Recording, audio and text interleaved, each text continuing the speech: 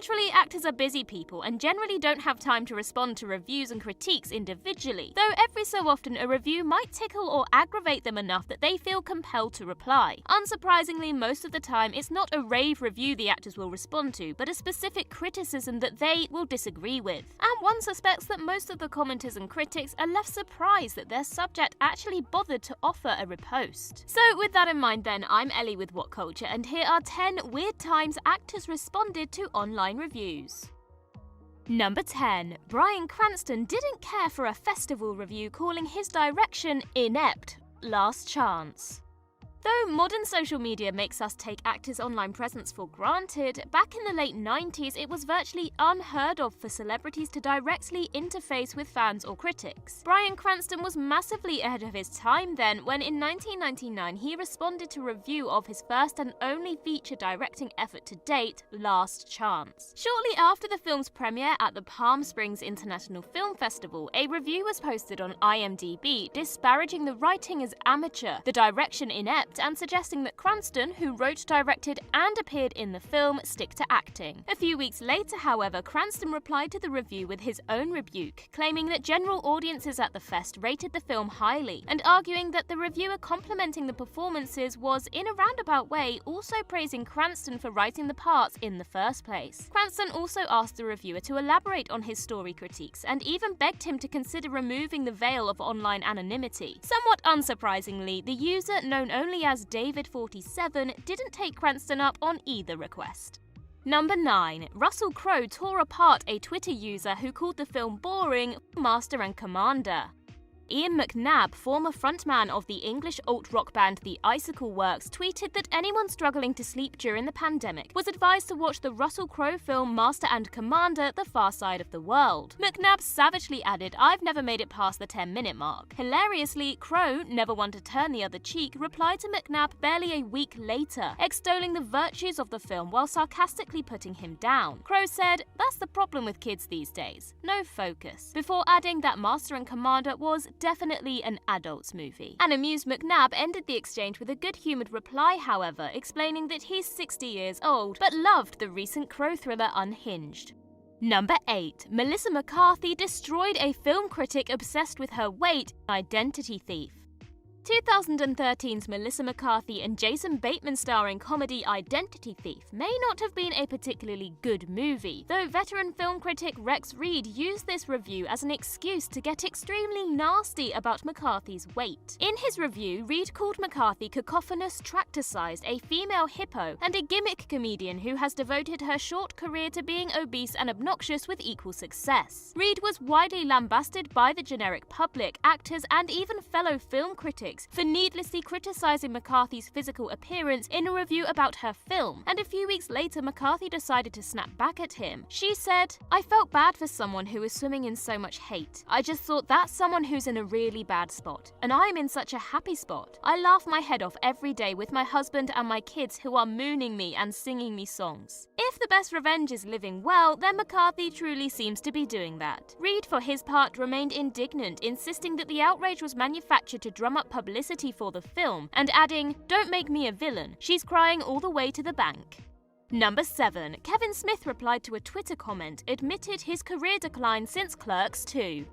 Few filmmakers have been as consistently active on the internet throughout their careers as Kevin Smith. Even Smith's earlier films have made frequent reference to the internet being a massive space for people to bitch about movies with impunity, to the extent that he fantasized about beating up mean online commenters in Jay and Silent Bob Strike Back. As Smith's made clear over the last 2 decades, he sure loves to respond to negative online reviews, particularly as his critical returns have greatly diminished ever since the release of Clerks 2 in 2006. In 2019, Twitter user @DirtNasty said that Kevin Smith ain't been the same since Clerks 2, which Smith replied to, effectively admitting that his hunger as an angry young filmmaker abated once he started a family, and that maybe happy people don't make great art. Yikes. Number 6. Carrie Mulligan called out sexist variety review, Promising Young Woman.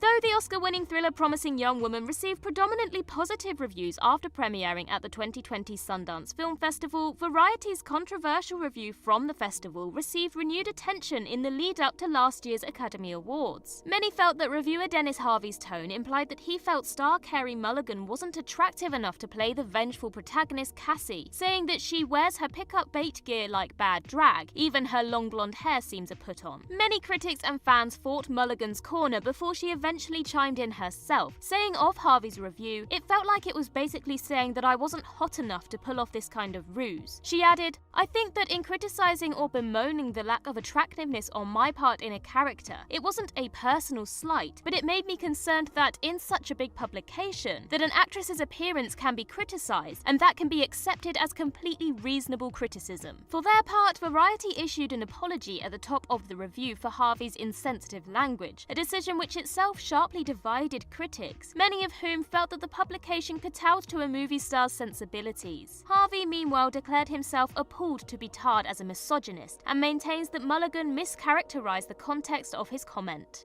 Number 5. Ben Platt defended his casting against reviews deeming him too old, Dear Evan Hansen.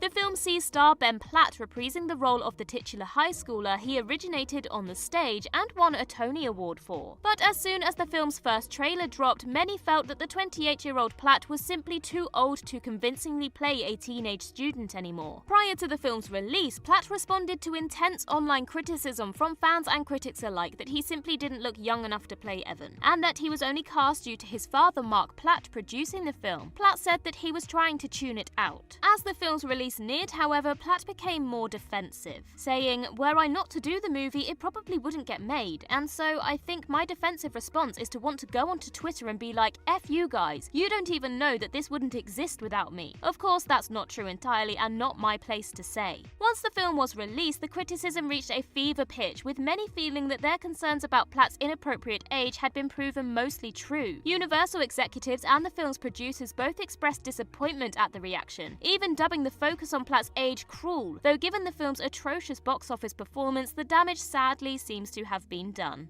Number 4. Zoe Kazan taught etiquette to Twitter user who tagged her in a review, The Ballad of Buster Scruggs. In the Coen brothers' 2018 Western anthology film The Ballad of Buster Scruggs, Zoe Kazan appears among the ensemble cast as Alice Longabow, a woman making a wagon train journey to Oregon in order to get married. Though Kazan's performance was generally praised by critics, Twitter user @SamBrod had a different opinion, calling her work frustrating to watch while committing the cardinal mean-spirited sin of also tagging Kazan's Twitter account in the post. This prompted a frustrated Kazan to make a most unexpected response, saying, "Solid example of when not to tag an artist in your tweet about their work. Like, I am not a restaurant, this is not Yelp. I do not need to know that you found the meal overly salty. To recap, let's try not to say things to each other online that wouldn't be rude, antisocial to say to someone's face." Seems basic. The user in question swiftly apologized, citing their unfamiliarity with Twitter as a platform, after which both he and Kazan deleted their respective tweets. Number 3. Bruce Willis tried to calm angry columnists complaining about PG-13 rating, Live Free or Die Hard. A few months before the release of the fourth Die Hard film, Live Free or Die Hard, it was confirmed that the film would have a PG-13 rating, the first entry in the predominantly R-rated franchise to do so. Fans were naturally upset, but perhaps none more so than Ain't It Cool news columnist Vern, who penned a 1,700-word profanity-laden open letter to Fox, urging them to reconsider the sanitized audience rating. The letter quickly went viral, enough that it eventually caught the attention of none other than Bruce Willis himself, who a few days later posted a response to the message on AICN in an attempt to calm fans' fears about the rating. He said, "As someone who worked on the picture and has seen a cut of it, I would suggest that all the yakking over the PG-13 issue hang on to their weapons for now. Live Free or Die Hard is an in-your-face, hard-ass action movie that will satisfy Vern and anyone else who is a fan of the Die Hard series. All PG-13 means is that you cannot say the F word more than twice. Other than that, the mythology of Die Hard lives." Of course, Willis was talking a load of bull here, as though the movie actually turned out pretty well, the brutal violence of the first 3 movies was sorely lacking. Hell, even the unrated DVD release largely only added blood to scenes via cheap and easy visual effects. Number 2. Maisie Williams sarcastically reposted a review calling it the worst X-Men movie, The New Mutants. Sometimes you might realise that a critic has a point, or you might just want to have a little fun with a mean review. Such is the case when Forbes' Scott Mendelson published his review of superhero movie The New Mutants, which he deemed the worst X-Men movie ever. One of the film's stars, Maisie Williams, promptly responded with a presumably sarcastic tweet, quoting the review while saying, "Sounds like a must-see, get your tickets now." Sadly for Williams and Disney, people generally didn't get their tickets now, though that was perhaps less a result of the largely negative reviews than vast chunks of the world not yet deeming it safe to return to the cinema.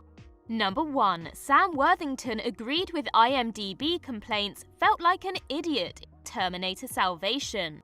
Despite considerable pre-release hype, Terminator Salvation released to predominantly negative reviews from critics and a massive swath of indifference from long-suffering fans. A few years later, star Sam Worthington, who plays man-machine hybrid Marcus Wright, spoke up about the intense negativity surrounding the film online, drawing particular attention to the IMDb reviews and message boards. Werthers said, "I can nitpick with the best of them, man, and kind of go down the list of things I saw on IMDb where they found holes in it and go, you are effing right. If there was a 10-ton robot coming outside that gas station, surely we would effing hear it. And I missed that. So I'm going to be a bit better when I'm looking through my effing scripts." So it raises my game a bit, because now I feel like an idiot for not saying it to McG, you know? Say what you will about Worthington, but it's hard not to respect his blunt honesty about the situation, rather than going on the catty defensive against negative reviews and comments.